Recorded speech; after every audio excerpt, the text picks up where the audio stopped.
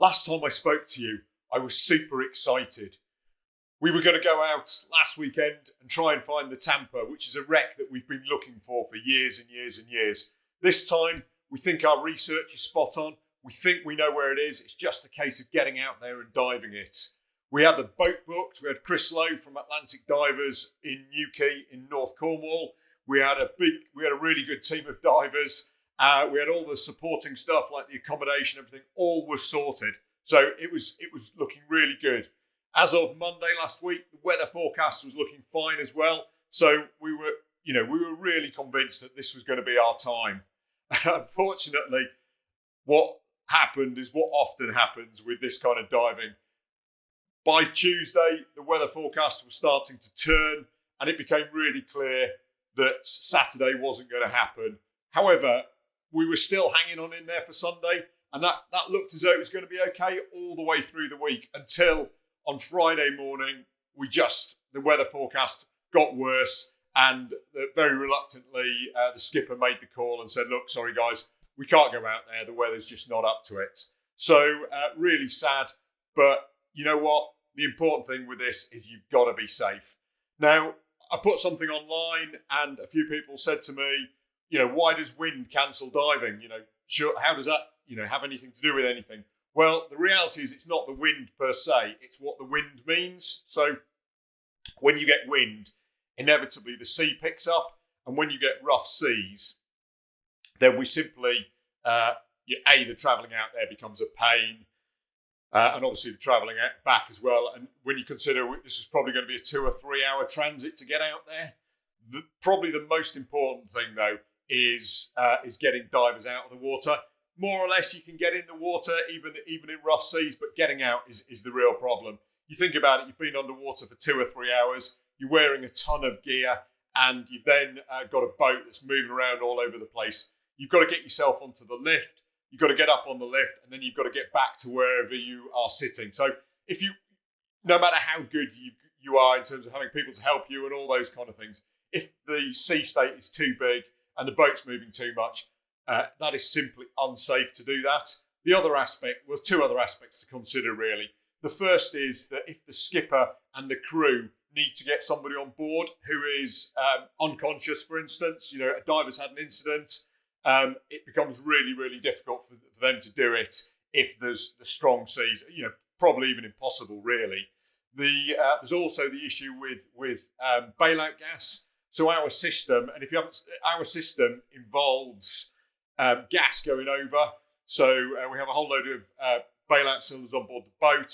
And if the sea state is too strong, those are, the skipper cannot get them into the water, cannot get them to the divers. So there's another thing as well. So that's the reason we don't go out if the sea state is too big. So sea state for this weekend just wasn't up to it, and therefore the dive was cancelled. However, the good news is we've got another date booked in May. So fingers crossed the weather will be better. Fingers crossed the viz won't be awful, because sometimes in May you get a lot of plankton. But hey, all we can do is we can put the dates in, give it a go, and wait and see what happens. So last weekend, blown out. The date in May, fingers crossed, and hopefully you'll all be doing the same. So that's the Tampa trip, and really sad news, but there you go.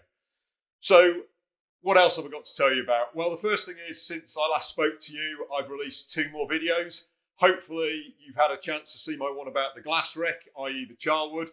It's one I'm really pleased with, actually. The Charwood's a local dive site. It's dived loads and loads. It's full of glasses and various other bits and pieces. So it's a really interesting wreck. But the thing is, not many people know the actual story about it.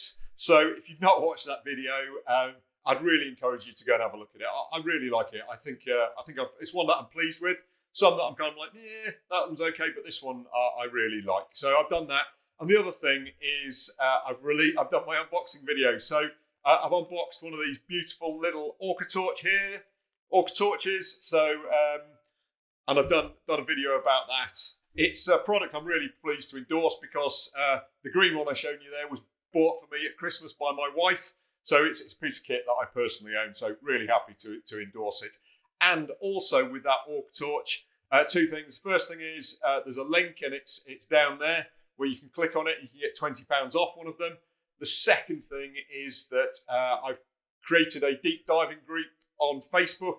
And if you go and join that deep diving group, then there's the opportunity to win that one there, which has never been in the water. So it's completely brand new. And one of the lucky members of that group will get that Orcatorch. I'll send it to them wherever they are in the world. So I think that's a pretty good deal. So what else would I like to tell you about? I guess to tell you what I'm going to be doing. So I'm hoping to go out diving this weekend, and I'm just waiting to hear whether I've got a space on the boat or not. That will be a trip out of Plymouth. So just to go and do some of our local wrecks. Not sure which ones yet. Probably one I've done before, but they're all pretty great. I'll make sure that if we go and do it, that I get some decent video footage, and at some point it will appear on the channel. So that's this weekend's plans. The other thing I'm currently doing is producing my next video, which will go out on Sunday. And my next video is, it's the most scared I've ever been underwater. And hopefully you've seen my rebreather bailout video. I wasn't particularly scared during that occurrence, mainly because I felt under control. The video that I'm going to put out on Sunday, I felt completely out of control, and that is a really, really scary thing underwater. Now, I'm not going to tell you the details of it, other than to say it will be out on Sunday, and hopefully you will all watch that and you'll see why I was so terrified. It's also, interesting enough, my most expensive dive ever. So once again, you'll find out about that in the video on Sunday. So hopefully that's been useful for you, giving you a bit of an update on where I am, and talked about something to look forward to, which is that next video. If time allows, I'm also planning to put together a video about the dry gloves that I use. They attract lots of comments, my kind of signature yellow gloves. So I'm going to talk about where you get them, how I wear them, and what I do when they get ripped, which they sometimes do. So I hope that's a useful sort of podcast update from me. And as always, please, if you could like my videos, if you could like this one, that would be fantastic. Leave us a comment.